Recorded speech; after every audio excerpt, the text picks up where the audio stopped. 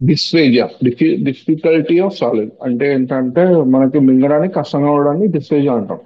దానికి అది మెయిన్ గా వచ్చేసి మనకి డిస్ఫేజియా వచ్చేసి చాలా మందిలో చూస్తాము. కారణం అనేది మనకి మామూలుగా ఏంటంటే స్వాలోంగ్ అంటే మింగడం కదా. మనకు గొంతులో మింగాలడానికి మనం ఫస్ట్ ఏం చేస్తాము, నమలాలి.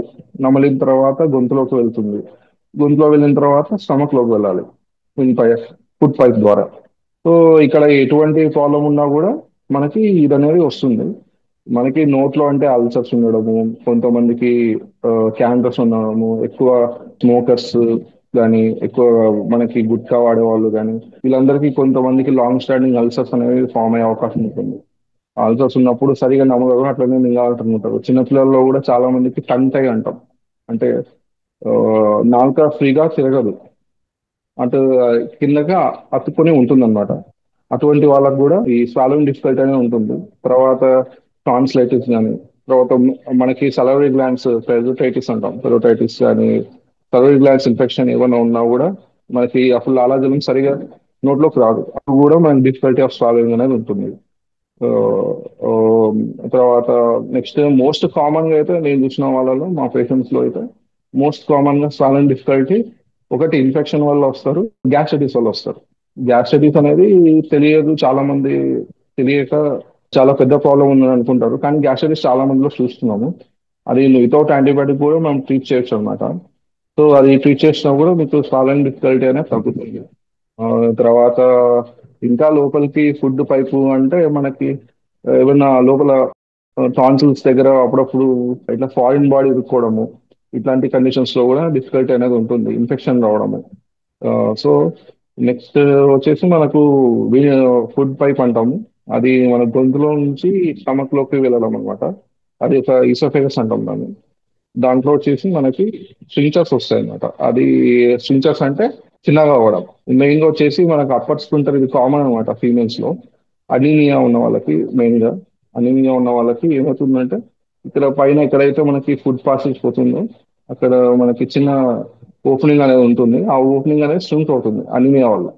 అది చాలా మందిలో చూసాను నేను వచ్చిన వాళ్ళలో, మెయిన్ గా ఫీమేల్స్ లో. ఇది అది కూడా ఒక కారణం ఉంటుంది. దాని పేరు, ఇంకో పేరు మనం టెక్నికల్ టర్మ్స్ లో ఫ్లమ్మర్ విల్సన్ సిండ్రోమ్ అంటామండి. అనిమియా ఉన్న వాళ్ళలో కూడా మనకు కొద్దిగా గ్యాస్ట్రైటిస్ రావడము, స్వాలోయింగ్ డిఫికల్టీ ఉండడం అనేది చూస్తాము. ఆ, తర్వాత మళ్ళా కిందికి వెళ్తే అల్సర్స్ ఫామ్ అవడము, గ్యాస్ట్రైటిస్ వల్ల వచ్చే నెక్స్ట్ థింగ్స్ కొంతమందిలో క్యాన్సర్స్. ఎందుకంటే స్మోకర్స్ కి, ఆల్కహాల్ ఇంటేకర్స్ కి, వీళ్ళందరికీ ఏంటంటే వీళ్ళందరిలో గ్యాస్ట్రైటిస్ ఒక ప్రాబ్లం ఉంటుంది రెగ్యులర్ గా. దాంతోపాటు క్యాన్సర్ ఉండే అవకాశం కూడా ఉంటుంది. సో వీళ్ళ వీళ్ళందరి సిచ్యుయేషన్స్ లో మనం జనరల్ గా ఈ డిఫికల్టీని ఫాలోయింగ్ అనేది చూస్తాం. కొన్ని న్యూరలాజికల్ కండిషన్స్ కూడా ఉన్నాయండి. అంటే మజిల్స్ అనేవి కాంట్రాక్షన్స్ అనేవి సరిగా అవ్వవు స్వాలోయింగ్ లో.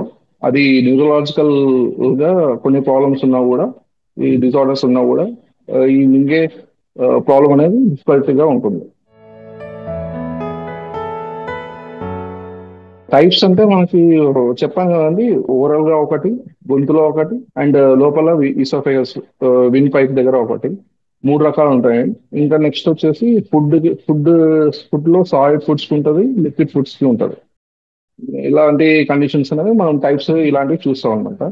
ఈ మనము ఇందాక డిస్కస్ చేసినట్టు ఈ ఓరల్ కండిషన్స్ కానీ, ఈ థ్రోట్ కండిషన్స్ కానీ, ఫర్ సపోజ్ ఈసోఫేగస్ లో ఫుడ్ పైప్ లో ఉన్న కండిషన్స్ కానీ, గ్యాస్ట్రైటిస్ కానీ, ఇవన్నీ సిచ్యుయేషన్స్ లో ఇదంతా ఈ డిఫరెన్షియేట్ చేస్తాం. సింటమ్స్ మెయిన్ గా మనకి డిఫికల్టీ ఇన్ స్వాలింగ్, పెయిన్ ఉంటుంది కొద్దిగా. ఇన్ఫెక్షన్ ఉందనుకోండి, ఫీవర్, తర్వాత దానివల్ల వచ్చే మనకి గొంతులో వెళ్ళేటప్పుడు కూడా మనకి బాగా పెయిన్ అనేది రావడము. తర్వాత గ్యాస్ట్రైటిస్ ఉన్నప్పుడు కొద్దిగా హార్ట్ బర్న్ అంటాం. ఏంటంటే కడుపులో మంట అంటాం కదా. కడుపులో మంట అనేది ఒకటి ఉంటుంది. తర్వాత మింగేటప్పుడు కూడా మంటగా ఉంటుంది చెస్ట్ అంతా. ఇది రెగ్యులర్ గా చూసేది. మౌత్ కూడా డ్రై అయిపోతుంది త్వరగా. త్వరగా వెయిట్ లాస్ అనేది త్వరగా అవుతారు. తర్వాత డైలీ స్లీప్ కూడా తగ్గుతుంది ఈ డిస్ఫేజియా ఉన్న వాళ్ళలో. అండ్ మెంటల్ గా కూడా డిస్టర్బ్ అవుతారు బాగా డిస్ఫేజియా ఉన్న వాళ్ళలో. సో ఇవన్నీ నార్మల్ గా మనం చూసే సింటమ్స్ వచ్చి అనిమియాలో ఉండే అవకాశం ఉంటుంది కొంతమంది, అంటే రక్తం కొద్దిగా తక్కువ ఉండడం. జనరల్ గా మా దగ్గర వచ్చిన వాళ్ళ పేషెంట్స్ కంటే మేము డయాగ్నోసిస్ మేమే చేస్తాము. అది లారింగోస్కోపీ అని అంటామండి, వీడియో లారింగోస్కోపీ. అది చేస్తాము. అది చేసినప్పుడు మనకి గొంతులో ఏమైనా అడ్డం ఉందా అనేది తెలుస్తుంది. ఫర్ సపోజ్ ఈ నెక్ వర్క్ అనుకోండి, లారింగోస్కోపీ వర్కౌట్ అవుతుంది. అంటే మనం డయాగ్నోస్ చేయొచ్చు, ఏమైనా ప్రాబ్లం ఉన్నా కూడా తెలిసిపోతుంది. లేదంటే oral cavity examination just light test చూసినా కూడా మన ఓరల్ క్యావిటీకి సంబంధించిన థింగ్స్ అనేవి తెలిసిపోతుంది.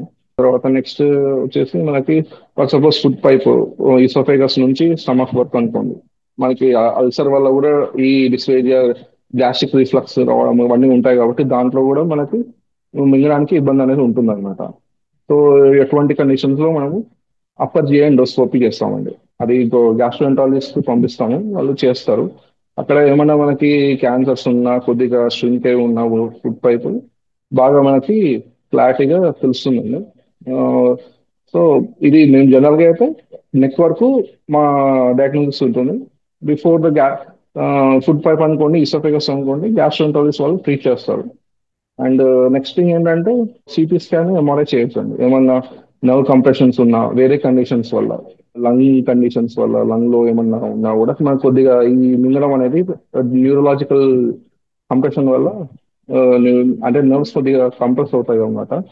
అప్పుడు కూడా మనకి ఈ మజిల్స్ అన్ని చెప్పాను కదా, పెరిస్టాల్సిస్ కి కొద్దిగా ఇబ్బంది అవుతుంది. అట్లాంటి కండిషన్స్ లో కూడా మనకి ఎంఆర్ఐ చేసినప్పుడు తెలుస్తుంది, నర్వ్ కండిషన్ తెలుసుకోవాలంటే.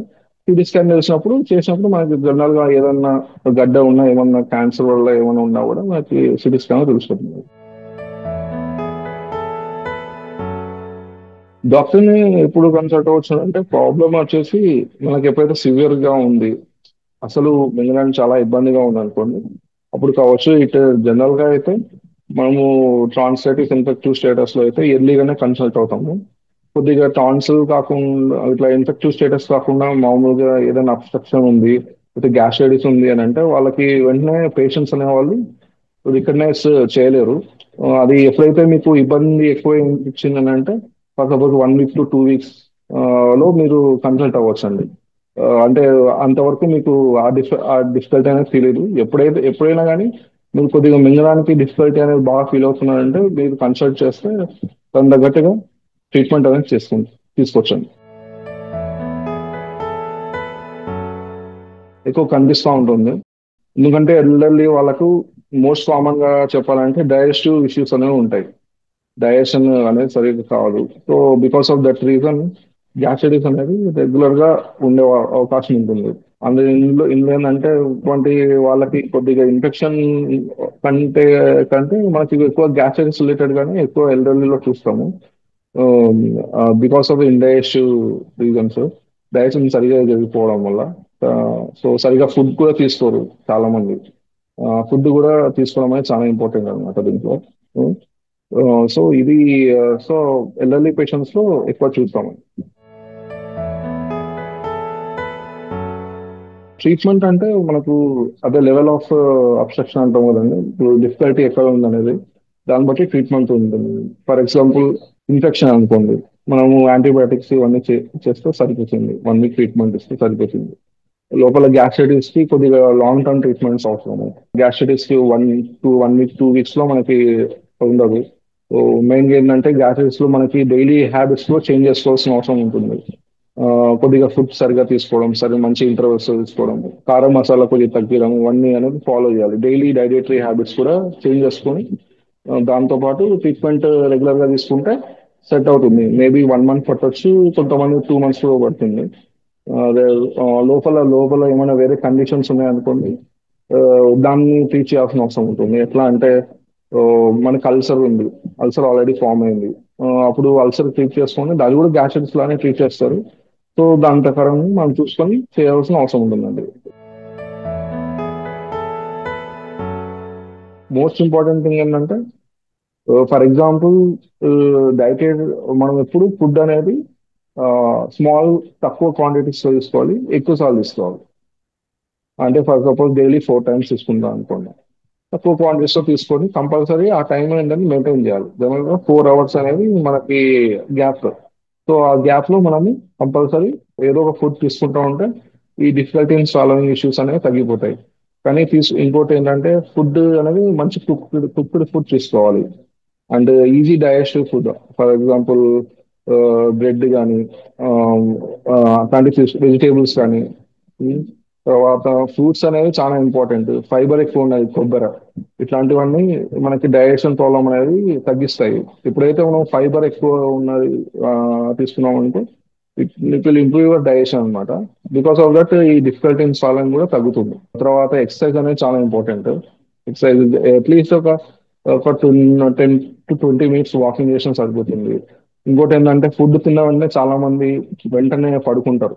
అలా పడుకోకుండా కొద్దిగా టూత్ ఒక half an hour to 1 hour నిల్చో ఉండడం, కూర్చొని ఉండడం కానీ, లేకపోతే వాకింగ్ చేయడం కానీ చేయడం వల్ల మీకు డైలీ మీ డైజెషన్ ప్రాబ్లం కానీ, ఆ, మీకున్న డిఫికల్టీస్ వల్ల కానీ తగ్గిపోతుంది. ఇంకా ఇన్ఫెక్షన్స్ ఎట్లా చేస్తాము అని అంటే, అవాయిడ్ చేస్తాము అంటే, వాటర్ చాలా ఇంపార్టెంట్ సోర్స్ అండి. వాటర్ కొద్దిగా మంచి చోట్ల తీసుకోవడం అనేది చాలా ఇంపార్టెంట్. లేకపోతే ఇన్ఫెక్షన్స్ అని రెగ్యులర్ గా ఎక్స్పోజ్ అవుతారు. ఇంకోటి మన పెద్దవాళ్ళు చాలా మంది చెప్తుంటారు, చాలా వరకు చెప్తుంటారు పెద్దవాళ్ళు ఏంటంటే, తినేటప్పుడు ఎక్కువ మాట్లాడకూడదు అన్నట్టు. You should concentrate on food intake. అది అది కూడా కొద్దిగా మనకి బాగా ఇన్ఫ్లుయెన్స్ చూపిస్తుంది. డైజెషన్ కి మన పైన మనకు మంచి డైజెషన్ ఉంది, మంచి గట్ హెల్త్ ఉంది అనుకోండి, మనకి ఈ ప్రాబ్లమ్స్ అన్ని రెడ్యూస్ అవుతాయి. డిస్టేజ్ ప్రివెన్షన్ అంటూ ఏం ఉండదండి. అంటే యాక్చువల్గా ఏంటంటే డైలీ హ్యాబిట్స్ మెయిన్ దీంట్లో. Good habits will give good health.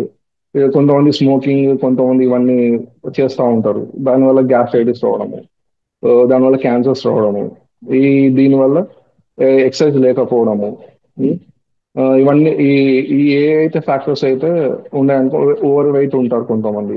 ఆ వెయిట్ ఉన్న వాళ్ళలో కూడా మనకి గ్యాస్ట్రైటిస్ ఎక్కువ రావడం వల్ల ఈ ప్రాబ్లమ్స్ అనేవి వస్తుంది. జనరల్ గా ఏంటంటే డిస్ఫేజియాకి మోస్ట్ కామన్ వచ్చేసి గ్యాస్ట్రైటిస్ అండి.